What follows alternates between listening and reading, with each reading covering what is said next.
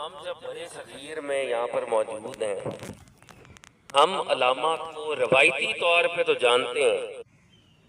علامہ کا دن بھی جیسے منایا جائے گا، علامہ کے یہ پورا نومبر ہی تقاریب ہوتی رہتی ہیں. علامہ you all know علامہ اقبال، لیکن علامہ اقبال کی تھاٹ کی جو ڈیپتھ ہے، وہ تھاٹ کن پرنسپلز کے اوپر کھڑی ہوئی ہے، ایک ایکیڈیمک اپروچ اقبال کی، وہ ہمارے ہاں مسنگ ہے. اور میں دو لیولز کے اوپر دو تین گروہوں کو اس کا مورد الزام بھی ٹھہراؤں گا. نمبر ایک، جو سو کالڈ اقبال اسکالرز ہیں، they have also not done a good job. انہوں نے کوئی اچھا کام نہیں کیا. انہوں نے کیا کیا ہے کہ اقبال کو مزید مشکل بنانے کی کوشش کی کہ عوام تک اقبال پہنچ نہ جائیں. ایک پرابلم ہے ہمارے ساتھ. جو اقبال سو کالڈ اقبال شناس لوگ ہیں یا جو اقبال اسکالرز ہیں، انہوں نے بھی اپنی ایک 1.5 دین کی مسجد بنائی ہوئی ہے، اور وہ اس سائلو کے ساتھ، اس سائلو سے باہر نہیں نکلنا چاہتا. تو میں بڑے درد دل کے ساتھ اقبال اسکالرز کو بھی ٹو این ایکسٹینٹ مورد الزام ٹھہراؤں گا. اور اس کے علاوہ طاقت کے جتنے بھی مراکز ہیں، اقبال روایتی طور پہ سوٹ کرتا ہے، اقبال کی تھاٹ ان کو سوٹ نہیں کرتی. اگر علامہ اقبال کو آپ مین سٹریم کر دیں گے تو وہ جو ایک طاقت کا جو بھی مرکز ہے، علامہ آپ اس کے خلاف نظر آئیں گے. وہ اقتدار کے ایوان ہو، وہ جاگیرداریت ہو، وہ سرمایہ دارانہ نظام ہو، وہ ایک دین کا مس یوز والی ملائیت ہو، اور تصوف کے نام پر تصوف کو مس یوز کرنے والا طبقہ ہو. علامہ محمد اقبال آپ کو ان سارے طبقوں کے خلاف نظر آئیں گے. تو اگر ہم نے اقبال کو مین سٹریم کر دیا تو قوم تو واقعی جاگ جائے گی. اور قوم اگر جاگ گئی تو جو پاور کے اوپر ہیں، وہ شیخ بن کر کسی خانقاہ میں بیٹھے ہوئے ہیں یا وہ اقتدار سنبھالے ہوئے ہیں، وٹ ایور جو بھی پاور کا سینٹر ہے، تو اقبال پاور کا سٹیٹس کو برداشت نہیں کرتے.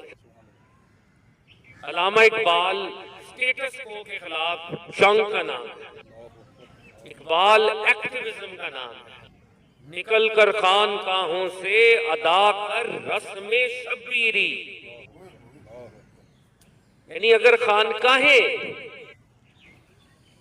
پاور کے مراکز کا الائنس بن جائیں گی، اگر برطانوی سامراج کا اعلی کار بن جائیں گی، تو ایسی خانقاہیں تو نہیں چاہیے. یہ خانقاہیں حسینی نہیں ہیں، یہ خانقاہیں جو ہیں یہ تصوف کی نمائندہ خانقاہیں نہیں ہیں.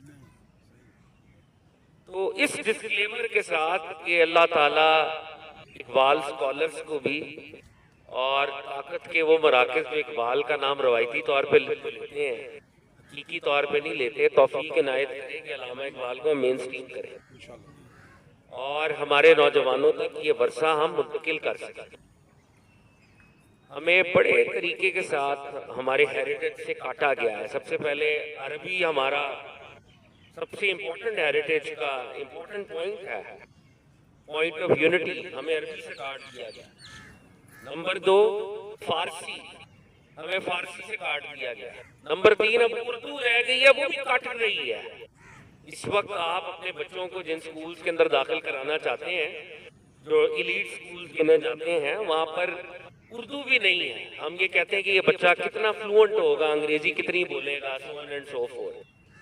تو جب ایسے آپ لیولز کے اوپر جی رہے ہیں جہاں پہ عربی بھی نہیں ہے، فارسی بھی نہیں ہے، اردو بھی نہیں ہے، زبان بہت امپورٹنٹ رول پلے کرتی ہے بائی دی وے آپ کے انٹلیکچوئل ایتھوس کو ڈیولپ کرنے میں.